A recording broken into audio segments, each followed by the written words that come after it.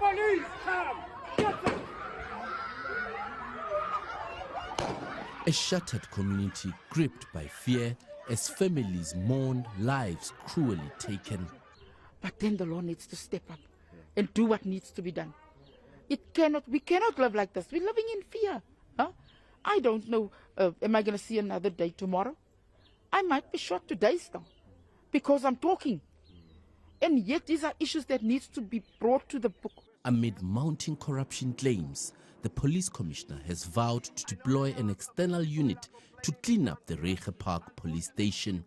The police team that is deployed here for stabilization, they will remain here and work here to make sure that there is stability in this community. Number two, I will bring in another investigation team that will come and investigate cases of Reiche Park. Residents, many still grieving from past shootings, are desperate for justice.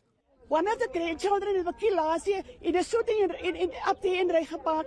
My grandchild was one of them. So Rio Manar, 17 years old, he didn't even do his matric because of that rubbish that bloody killed my child, my grandchildren. There were two more, four children were shot. 3 died on the spot, 1 recovered. But the police apparently said there's no case. What the hell is it that they say there's no case? As investigations deepen and promises of reform take shape, Reiche Park waits to see whether the cycle of fear and disappointment will be broken. Theodore Mashele, Reiche Park.